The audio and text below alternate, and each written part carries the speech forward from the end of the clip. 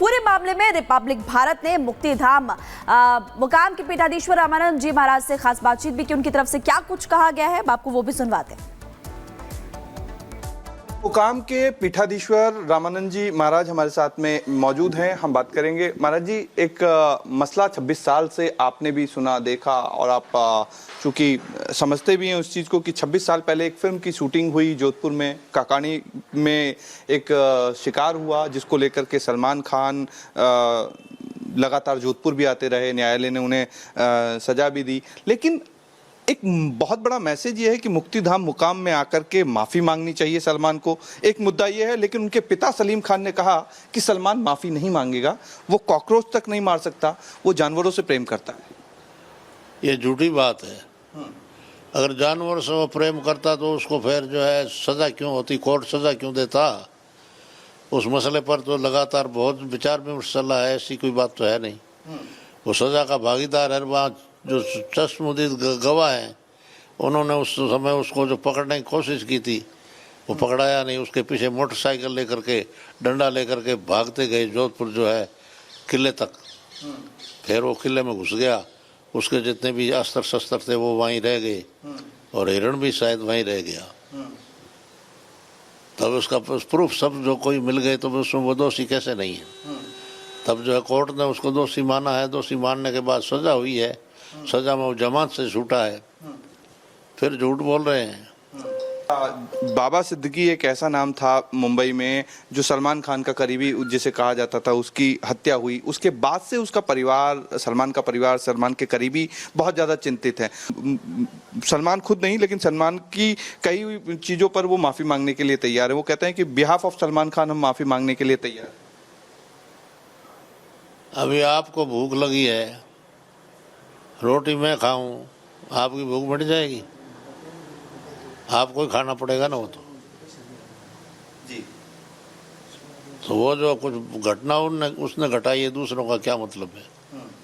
लेकिन लॉरेंस को लेकर के बात कही जाती है कि लॉरेंस से डर लग रहा है सलमान को। लॉरेंस वो अलग चीज़ है, लॉरेंस का अलग चीज़ है, ठीक है। वो इसे बिश्नोई समाज का होते हुए उसका बिश्नोई समाज से नाता है, वो बिश्नोई समाज का सदस्य है, तो उसका भी जो है मन करता है कि मैं भी समाज की सेवा करूं ताकि जो समाज में ऐसी कोई गुस्ताखी ना करे।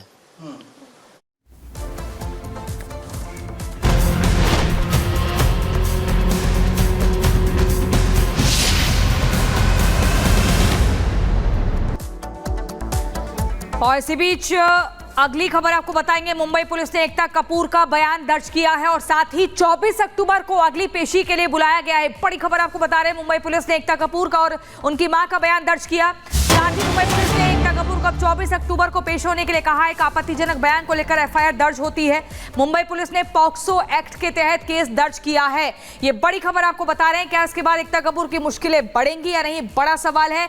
अश्लील कंटेंट पर स्ट्राइक कब होगी, ये भी एक बड़ा सवाल है। मुंबई पुलिस ने एकता कपूर का बयान दर्ज कर लिया है।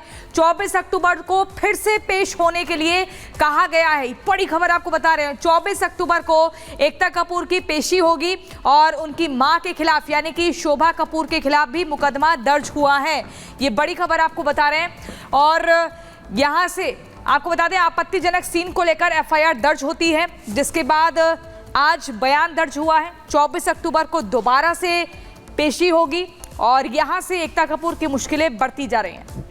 आपत्तिजनक सीन को लेकर के एफआईआर दर्ज हुई है। अब ये देखना है कि एकता कपूर का इस मामले में स्टैंड क्या होता है। क्या वो ये कहती हैं कि नहीं गलती हुई है, या फिर जो ये पूरा एक केस दर्ज हुआ इस पर वो सफाई देती क्या है, क्यों ऐसा किया गया? क्योंकि जाहिर सी बात है उन्हें भी ये पता होगा कि इस तरह का कंटेंट अगर वो बना रही हैं तो फिर मुश्किलें हो सकती हैं। क्या इसके नियम हैं, कैसे उन नियमों का उल्लंघन हो रहा है, ये तमाम बातें क्या एकता कपूर को नहीं पता थी?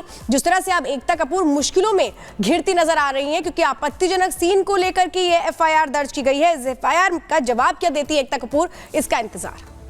देखिए, आपको दो तस्वीरें इस वक्त दिखा रहे हैं, लेकिन इसी बीच मुंबई पुलिस ने एकता कपूर और उनकी मां का बयान भी दर्ज किया है। मुंबई पुलिस ने एकता कपूर को 24 अक्टूबर को पेश होने के लिए भी कहा और आपत्तिजनक कंटेंट मामले में एकता कपूर और उनकी मां के खिलाफ एफआईआर दर्ज की गई है। मुंबई पुलिस ने पॉक्सो एक्ट के तहत ये मुकदमा दर्ज किया है। यानी कि हम ये कह सकते हैं कि आने वाले समय में हो सकता है कि एकता कपूर की मुश्किलें बढ़ सकती है। एफआईआर की कॉपी इस वक्त हम आपको लगातार दिखा रहे हैं। एकता कपूर के खिलाफ केस जो है वो दर्ज किया गया है। ये बड़ी खबर आपको इस वक्त बता रहे हैं और शिकायतकर्ता खुद इस वक्त हमारे साथ जुड़े हुए हैं। मैं आपसे यही समझना चाहती हूँ किस तरीके से आपत्तिजनक सीन इसमें था और जो शिकायत आपने की है वो क्या कुछ कहती है, किस तरह से इन लोगों ने तमाम नियमों को ताक पर रख करके सिर्फ और सिर्फ पैसे कमाने के लिए सब कुछ कर दिया।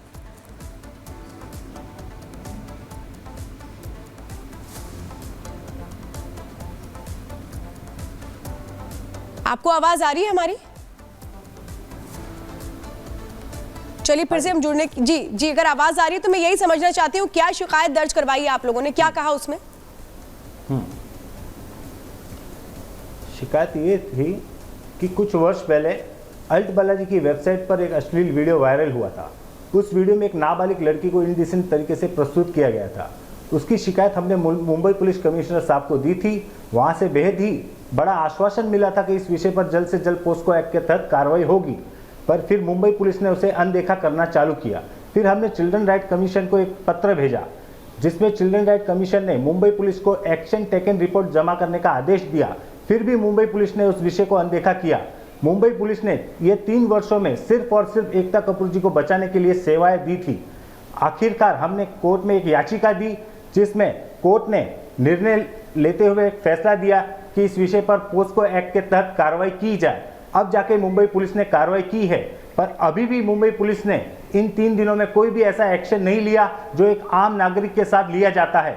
इस विषय पर अगर कोई आम नागरिक होता तो अब तक उसे पूरे परिवार समेत पुलिस स्टेशन में लाकर खड़ा कर दिया जाता। आपकी मांग क्या है ये भी बताइए। और हाल ही में 14 मार्च 2024 को आईबी मिनिस्ट्री ने 18 वेबसाइट पर आजीवन प्रतिबंध लगाया। उसमें अल्ट बालाजी की वेबसाइट को क्यों अनदेखा किया गया है? ठीक है, शिकायतकर्ता हमारे साथ जुड़े हुए हैं, बता रहे हैं कि क्या कुछ रहा, लेकिन 3 सालों से एक लंबी लड़ाई आप लड़ रहे हैं। जो शिकायत आपने मेंशन की है, जिस बात को लेकर आपकी तरफ से नाराजगी व्यक्त की गई है, वो क्या है मुख्य तौर पर? सिलसिलेवार तरीके से बताइए और चाहते क्या है आप? हमारा कोई एकता कपूर जी से कोई निजी दुश्मनी नहीं है। आज पूरे अखंड भारत देश में जो छोटी बच्चियों के साथ जो बलात्कार, जो अश्लील हरकतें हो रही है, वो इन सब वीडियो के माध्यम से हो रही है, क्योंकि ये वीडियो में कुछ ऐसे कंटेंट दिखाए जाते हैं जो छोटे बच्चों की मानसिकता पर एक अलग प्रभाव पड़ता है। क्योंकि इनके सारे कंटेंट कुछ इस प्रकार से होते कि ससुर ने किया अपनी बहू के साथ, टीचर ने अपने स्टूडेंट के साथ, कुछ इस प्रकार से होते जिसमें वो बच्चों की मानसिकता पर काफ़ी असर पड़ता है। एक बात आपसे समझना चाहूंगी, क्योंकि आप कह रहे हैं कि 3 सालों से आप ये कोशिश कर रहे हैं कि पॉस्को एक्ट के तहत केस दर्ज कर ले मुंबई पुलिस, लेकिन ऐसा नहीं हुआ। कोर्ट के इंटरवीन करने के बाद ये मामला जिसमें पॉस्को एक्ट के तहत केस दर्ज हुआ है, इसमें एकता कपूर और उनकी मां का बयान दर्ज किया गया है। 24 अक्टूबर को फिर सम्मन किया गया है। अब आपको लगता है ये सब चीजें रुकेंगी क्योंकि इस पर एक्शन भी शुरू हो चुका है? भरोसा तो हमें है कि इस पे न्याय हमें मिलेगा और इस पर प्रतिबंध लगेगा। आप ये भारत सरकार से भी हमारी ये मांग रहेगी कि इनका राष्ट्रीय पुरस्कार फिर से लौट लिया जाए। ठीक है, क्योंकि आप ये बता रहे हैं कि आपकी मांग क्या है, उसको देखते हुए पुलिस कोई कार्रवाई नहीं करती है। ठीक है, बहुत बहुत शुक्रिया। देखिए, शिकायतकर्ता हमारे साथ जुड़े हुए थे जिन्होंने शिकायत दर्ज कराई है। एफआईआर दर्ज हो चुकी है और पॉक्सो एक्ट के तहत केस फिलहाल दर्ज हुआ है। आने वाले समय में देखना होगा कि कैसे एकता कपूर की मुश्किलें बढ़ती हुई नजर आती है। वक्त एक छोटे से ब्रेक, हम जल्द वापस लौटेंगे। आप बने रहिए रिपब्लिक भारत के साथ।